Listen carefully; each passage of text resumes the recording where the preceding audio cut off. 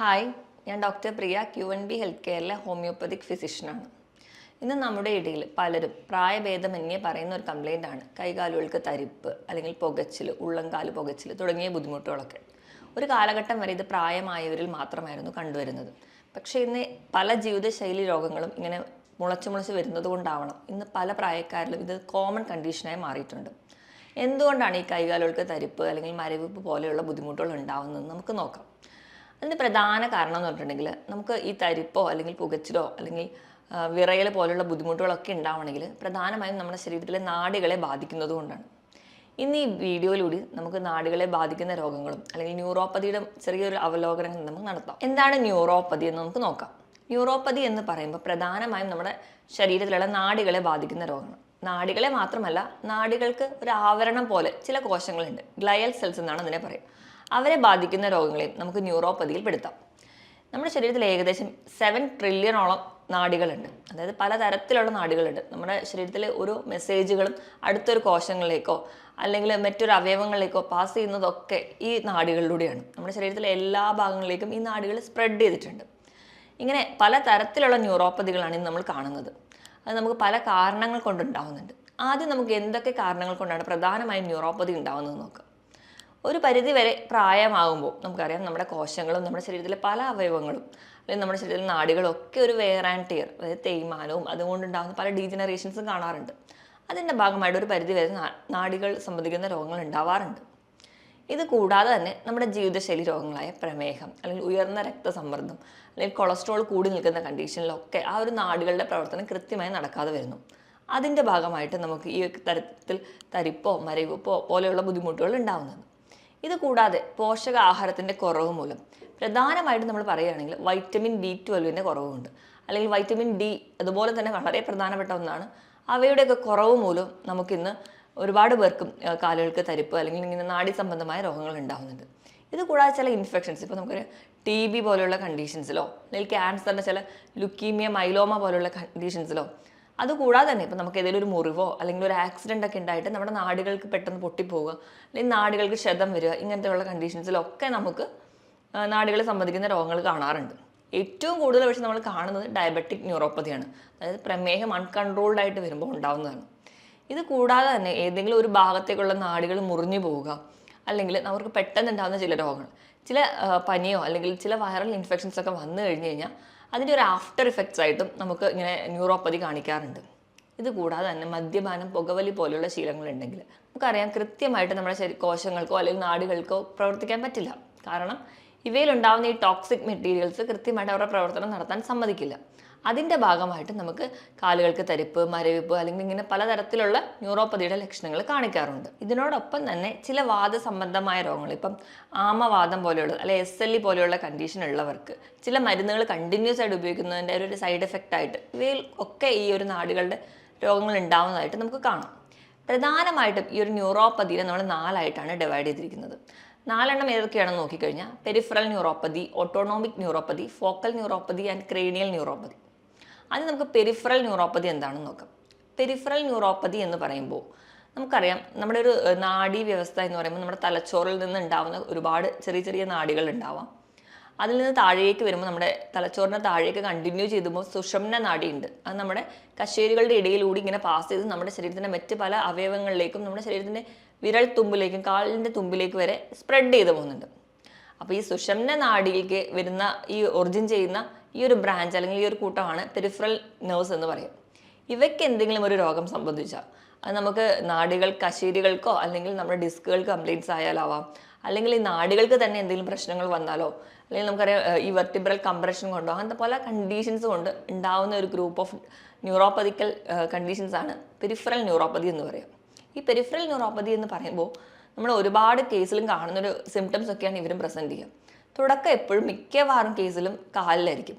കാലിൽ അവർ പറയാറുണ്ട് കാലിൽ തരിപ്പുണ്ട്, പെരുപ്പുണ്ട്, പുകച്ചിൽ അനുഭവപ്പെടുന്നു, ഉള്ളം കാലിന് പുകച്ചിൽ, അവർ പല രീതിയിലുള്ള സെൻസേഷൻ. ഇത് നമ്മൾ ആ ഒരു ആദ്യത്തെ സ്റ്റേജിൽ തരിപ്പോ പെരുപ്പോ ഒന്നും വലിയ കാര്യമാക്കി എടുക്കില്ല.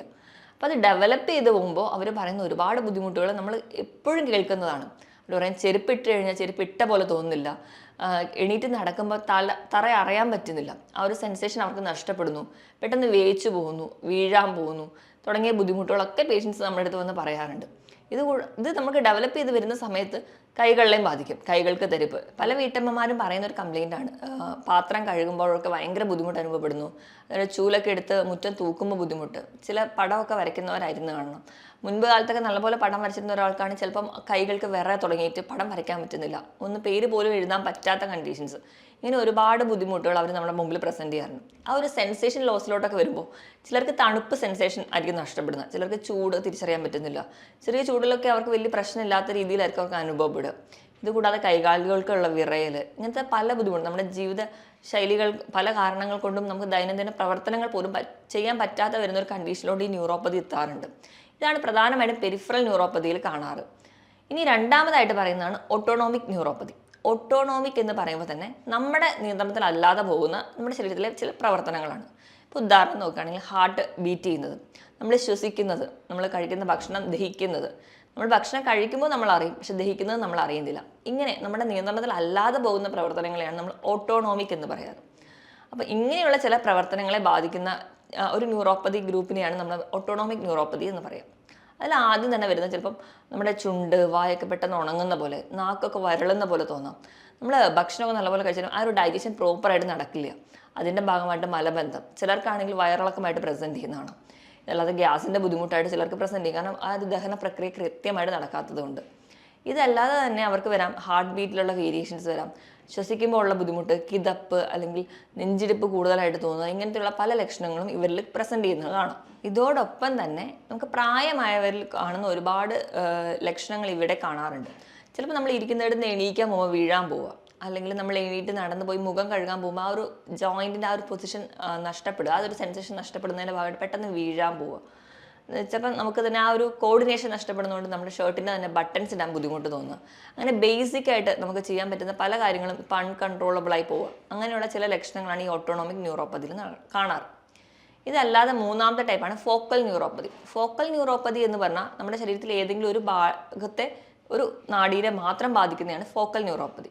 ഇപ്പം നമ്മുടെ കയ്യിൽ പറയുകയാണെങ്കിൽ നമ്മൾ ചില ആൾക്കാർ പറയാറുണ്ട് ചെറുവിരൽ തൊട്ട് 3 വിരലുകൾ മാത്രം ധരിക്കുക. അതുപോലെ തന്നെ കാലിൽ ആ ഒരു ചെറുവിരൽ തൊട്ട് അടുത്തുള്ള ബാക്കി 2 വിരളെയും കൂടെ ബാധിക്കുന്ന തരത്തിൽ മാത്രം ഒരു തരിപ്പ് അങ്ങനെ വരുന്ന കാണാറുണ്ട്.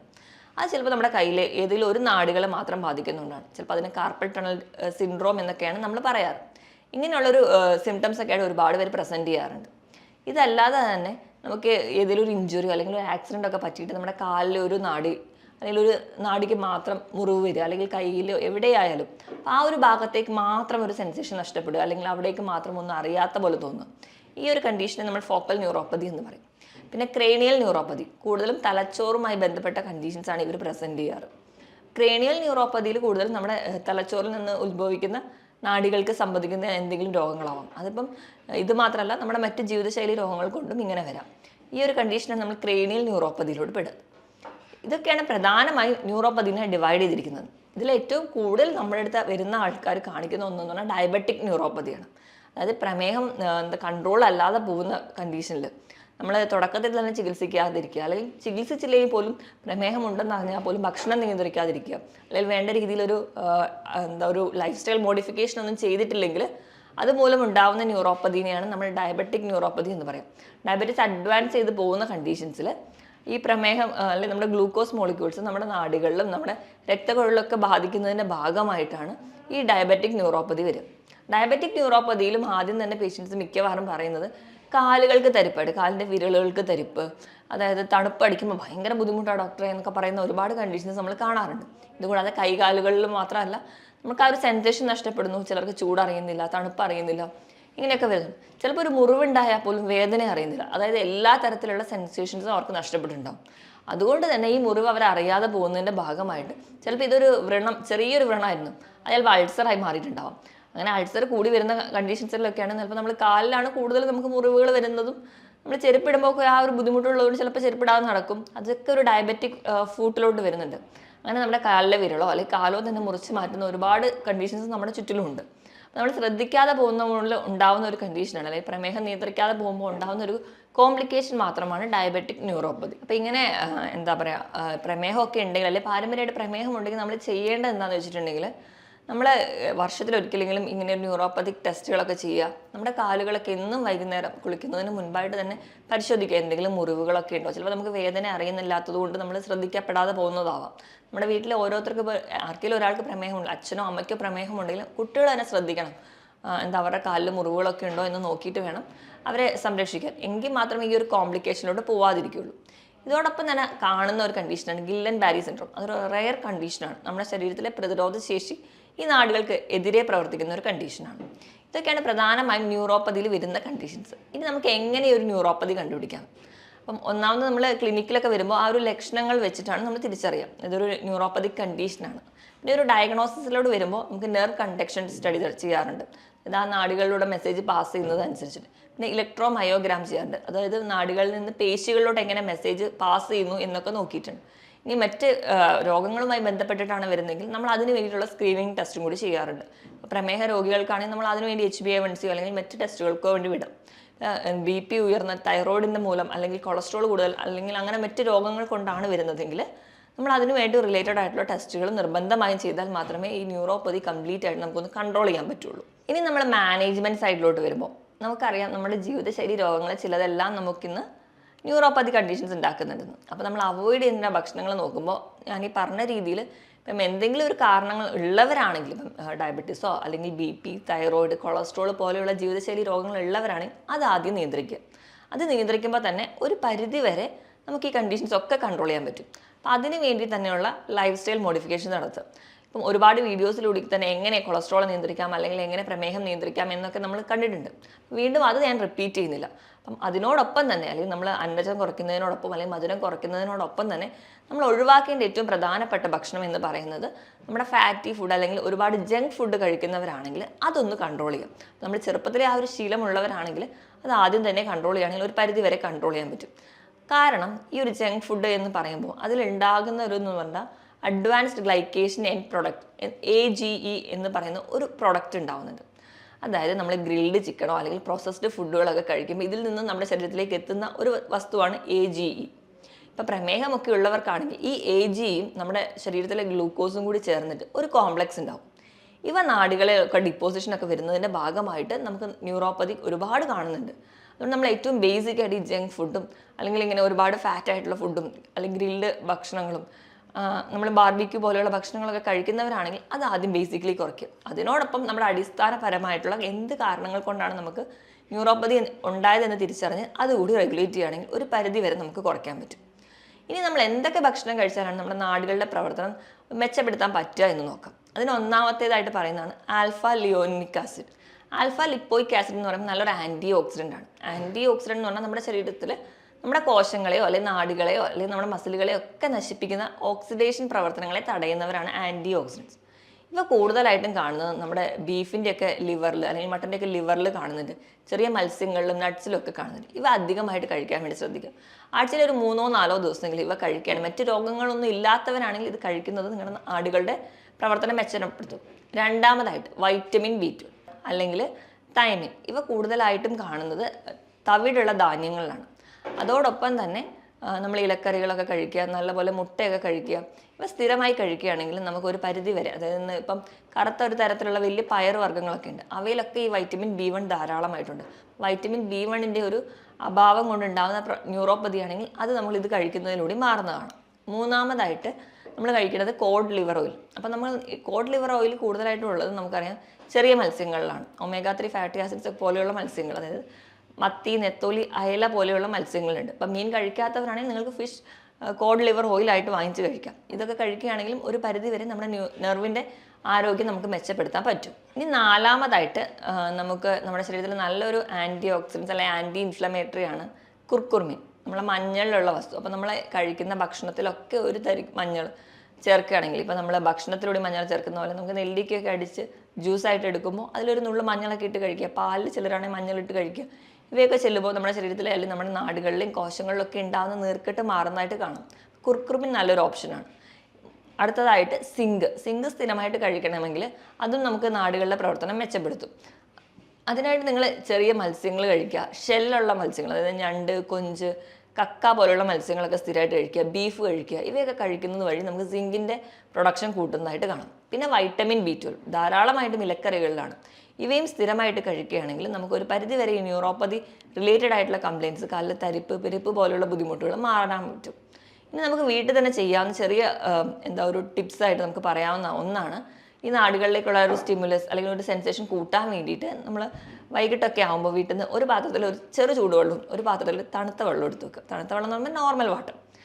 അത് രണ്ടിലും മാറി മാറി മുക്കുക. ഒരു 5 സെക്കൻഡ് നമ്മൾ തണുത്ത വെള്ളത്തിൽ മുക്കുകയാണെങ്കിൽ അടുത്തതായിട്ട് ചൂടുവെള്ളത്തിൽ മുക്കുക. അങ്ങനെ കാല് മാറി മാറി മുക്കുമ്പോൾ ആ ഒരു സെൻസേഷൻ അല്ലെങ്കിൽ ആ ഒരു സ്റ്റിമുലസ് നമുക്ക് കൂട്ടാൻ പറ്റും. ഇതുപോലെ തന്നെ കാലിനിടയ്ക്കൊക്കെ നല്ല മസാജ് ചെയ്ത് കൊടുക്കുക, നല്ല രീതിയിലുള്ള വ്യായാമം കൊടുക്കുക. അതുപോലെ തന്നെ പ്രധാനമാണ് നമ്മുടെ കാലിലെ വണ്ണയ്ക്കുള്ള മസിൽസ്, അതായത് കാഫ് മസിൽസ്, നമ്മുടെ തൈസിലുള്ള മസിൽസിനൊക്കെ കുറച്ചുകൂടി സ്ട്രോങ് ആക്കുക. ഇതൊക്കെ നമ്മൾ ഒരു ചെറുപ്പം തൊട്ടേ തുടങ്ങുകയാണെങ്കിൽ നമുക്ക് നമ്മുടെ മസിൽസിന് ആ ഒരു പ്രോപ്പർ കൺട്രാക്ഷനും റിലാക്സേഷനും ഒക്കെ നടക്കും. അപ്പോൾ നമ്മുടെ ബ്ലഡ് സപ്ലൈയും നെർവ് സപ്ലൈ ഒക്കെ കൃത്യമായിട്ട് നടക്കുന്നതായിട്ട് കാണാം. അതിന് വേണ്ടിയിട്ട് നമുക്ക് കാലിൻ്റെ വിരലിൽ കുത്തി പൊങ്ങിയിട്ട് താഴുക, പൊങ്ങുക എന്ന് ഇതൊരു റിപ്പീറ്റായിട്ട് ചെയ്യാം. അതുപോലെ തന്നെ സിറ്റപ്സ് ചെയ്യുക. അപ്പോൾ നമ്മുടെ തൈസിലെ മസിൽസൊക്കെ കുറച്ചുകൂടി സ്ട്രോങ് ആകും. അതുവഴിയൊക്കെ ഒരു പരിധി വരെ നമുക്ക് ന്യൂറോപ്പതി വരാതെ തടയുന്നത് നമുക്ക് സഹായിക്കും. അതുപോലെ നല്ലപോലെ വെയിൽ കൊള്ളുക. വൈറ്റമിൻ D ഡെഫിഷ്യൻസി ഒക്കെ ഉണ്ടെങ്കിൽ അത് മാറാൻ വേണ്ടിയിട്ട് നല്ലപോലെ വെയിൽ കൊള്ളുക എന്ന് പറയുമ്പോൾ ഒരു 5 മിനിറ്റോ 10 മിനിറ്റോ ആയാലും മതി. രാവിലത്തെയും വൈകിട്ടത്തെയൊക്കെ വെയിൽ പറ്റുന്ന പോലെ കൊള്ളുക, നമ്മുടെ സ്കിന്നിൽ വീഴത്തക്ക രീതിയിൽ. എങ്കിൽ മാത്രമേ ഒരു വൈറ്റമിൻ D നമുക്ക് കിട്ടുള്ളൂ. എന്നാൽ മാത്രമേ നമുക്ക് ഇത് മൂലമുണ്ടാകുന്ന ഡെഫിഷ്യൻസിയാണ് നിങ്ങൾക്ക് ന്യൂറോപ്പതി ഉണ്ടാക്കുന്നതെങ്കിൽ അത് മാറ്റാൻ പറ്റുള്ളൂ. ഇങ്ങനെയൊക്കെ ചെയ്തു കഴിഞ്ഞാൽ ഒരു പരിധി വരെ നമുക്ക് കാലുകളിലെ തരിപ്പ്, പുകച്ചിൽ, മരിവെപ്പ് പോലെയുള്ള ബുദ്ധിമുട്ടുകൾ മാറുന്നതായിട്ട് കാണാം. മറ്റൊരു ഹെൽത്ത് ടോപ്പിക്കുമായിട്ട് വീണ്ടും കാണുന്നത് വരെ നന്ദി.